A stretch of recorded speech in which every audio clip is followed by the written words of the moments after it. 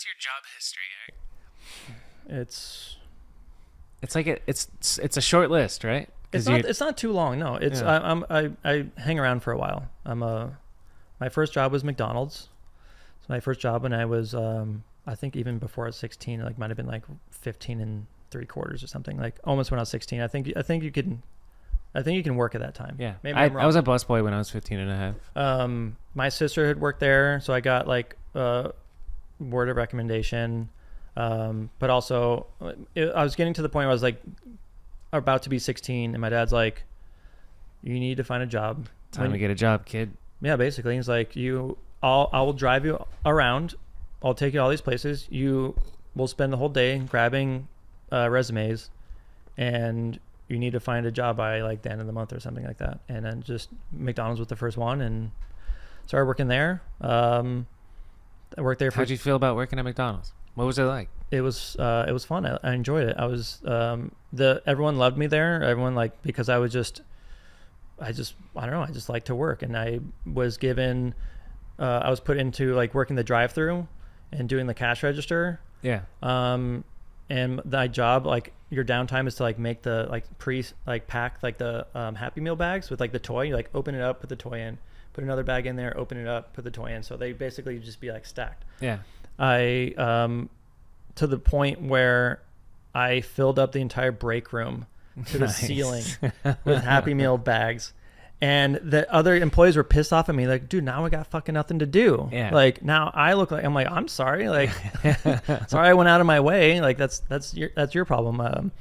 And I don't know. I loved working there. Dustin worked there with me for a short amount of time. That was Dustin's first job, and he was the same thing. I would be at the front like cash register, and he'd be at like the takeout where he'd hand people things to the drive-through, and we'd be on our headsets just That's having fun. having so much fun and just like messing around and I remember one time we went in the back and we're grabbing a bunch of like sauces and we're just like joking around and we dropped some and like some ranch spilled on the ground and Dustin's like, oh, I'm gonna fall, and he actually like slipped and straight up like banana peeled it straight to his back in the back freezer at McDonald's, and oh my god, like he ate it so bad. He could have got that McDonald's money, dude. Oh yeah, for sure. And there's a lot of other things that were fun there too. Like we would make our ice cream cones like this fucking tall. Like, yes, and beautiful. just hand them to people, and they're like, "What the fuck?" Like we just like congratulations. We'd always hook people up. And what's up with the ice cream machine being broken? Is that a real thing?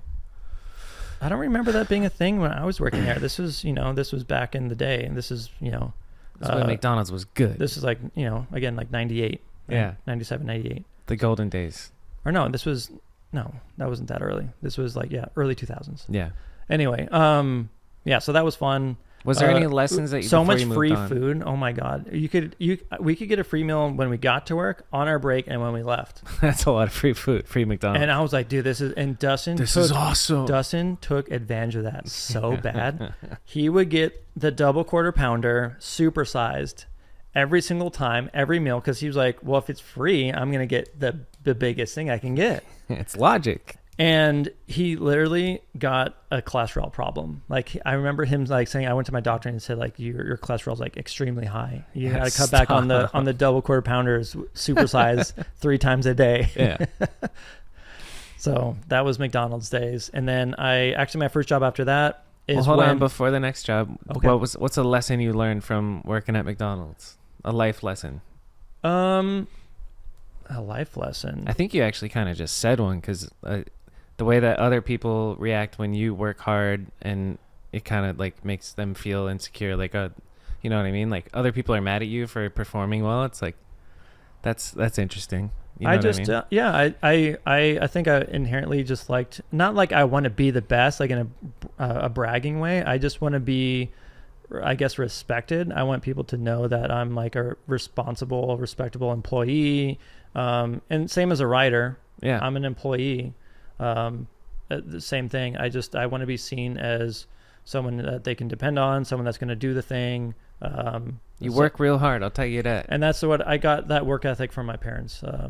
My mom was, workaholic. My dad owned businesses. So yeah, they just work. So, like, do you think that just rubs off on you, or is it like you work hard to try and like get the approval of your parents type shit? You know what I'm saying? It wasn't to. It was. I don't know if it was to. I just think that's how I was. I don't know if it was like to make my parents happy. I think it was just to like that made me happy to see others be like, wow, like thanks for doing what you did. Yeah. Yeah. And so it's like that, getting that like approval or respect, validation, etc. Yeah. Yeah. Dope. So I think that's where that came from. That's a good life lesson. We've reached the end of the video. Hopefully you enjoyed that clip. If you want to support me and the podcast, just subscribe and share the show with your friends. The full episode is in the description, so if you haven't, go check that out. It's also available on Spotify and Apple Podcasts and wherever you listen to podcasts. And the goal is just to grow. So if you could share the show with your BMX homies, that'd be dope. If anybody that you know that is a BMX nerd and would enjoy this podcast, do me that favor, and we'll keep all these clips coming and one episode every week. So I'll see you in the next one. Thank you.